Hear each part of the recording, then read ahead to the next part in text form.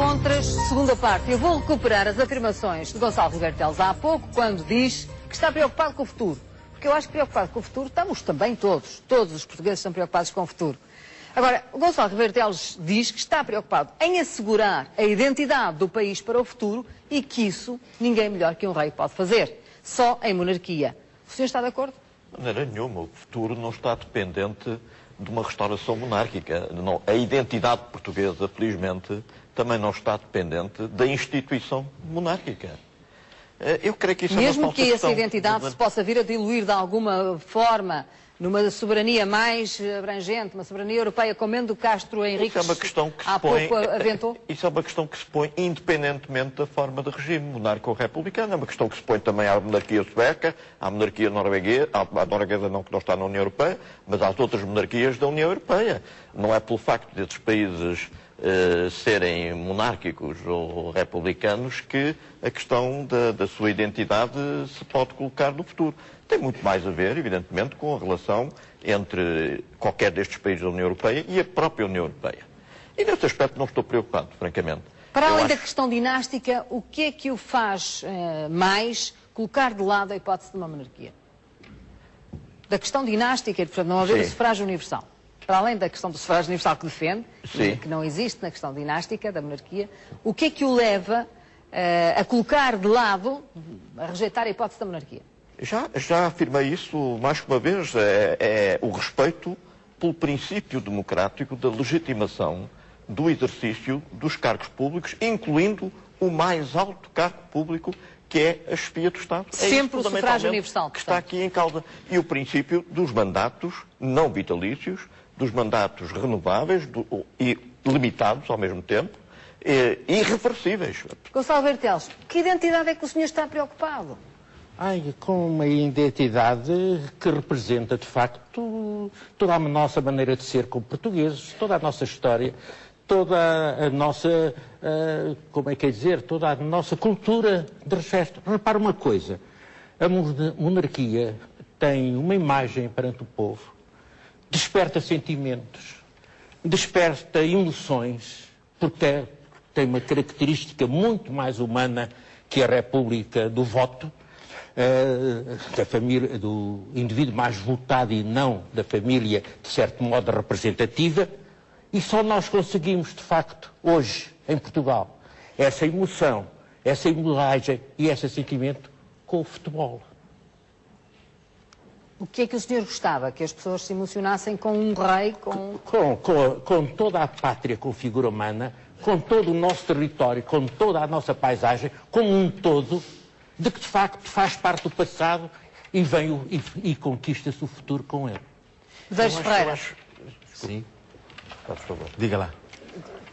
Se contraria esta ideia, se é possível? Não, eu acho que... O senhor não se emociona com o rei? Não, eu não me emociono com o rei porque ele traz dentro de si o princípio da desigualdade entre as pessoas, não é? E, portanto, eu acho que esse princípio de desigualdade por via sanguínea, não é? Por hereditariedade, é a maior injustiça e até, de certa maneira, quase uma forma de tornar os cidadãos súbditos, não é assim? A gente não se pode esquecer Deixe-me responder a esse ponto, que esse é um ponto primordial. Todos nós somos consequência de uma hereditariedade. Cuidado. Todos nós temos família, todos nós temos pai e mãe. Portanto, a nossa representatividade humana vive dessa situação. Portanto, que haja, essa representação na representatividade, na emoção de um país que criou tradicionalmente, que criou um passado, que esse passado tem que conquistar um futuro. Evidentemente, não se pode desligar da hereditariedade. Todos nós não nos desligamos da hereditariedade. Vamos dar agora o exemplo dos nossos presidentes da República, muito concretamente, desde o 25 de Abril, vamos falar sobre os que foram eleitos, não é? Nós tivemos sempre, neste período de eleição direta do Presidente da República, presidentes que fizeram 2 mandatos. Portanto, não temos qualquer problema de estabilidade na chefia do Estado. Esse elemento, aliás, é muito importante. Fizeram 2 porque não podiam fazer mais. E é possível. Cada um deles foi sempre é possível, mas ainda bem que a Constituição limita os mandatos. É um princípio republicano. Estou de acordo, mas não limita o do Primeiro-Ministro, que é quem tem a função exatamente, porque aí, de certa maneira, a concessão... Nós estamos a falar entre... A concessão colegial do Governo é superior à sua concessão unidimensional, unipessoal. Não é assim? Sabe disso muito bem. Já conhece muito bem por dentro o que é o sistema do Governo. O sistema do Governo, por muito que na televisão não pareça, é um sistema colegial.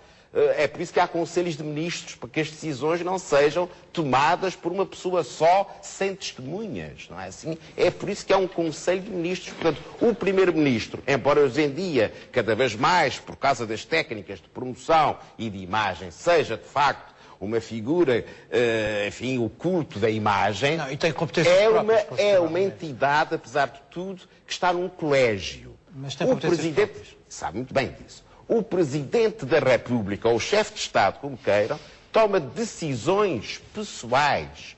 E, portanto, desse ponto de vista, a limitação de mandatos é um princípio republicano que se deve aplicar essencialmente na figura do Presidente da República, embora também se possa vir a aplicar, quanto a mim, positivamente em relação a outros mandatos, nomeadamente aos mandatos dos deputados, para dizer as coisas como elas são. Agora, eu gostava de dizer que nós não temos um problema de chefia de Estado em Portugal depois do regime democrático e da Constituição. Tivemos o primeiro Presidente da República que nem sequer saiu dos partidos. Foi o general Yanes, apoiado, aliás, de uma grande duas vezes por grande conjugação de forças políticas em Portugal, e depois tivemos, de facto, figuras saídas dos partidos políticos. O primeiro dos quais, Mário Soares. Mário Soares que ergueu-se na sociedade portuguesa porque foi, de facto, o protagonista civil do regime democrático em Portugal.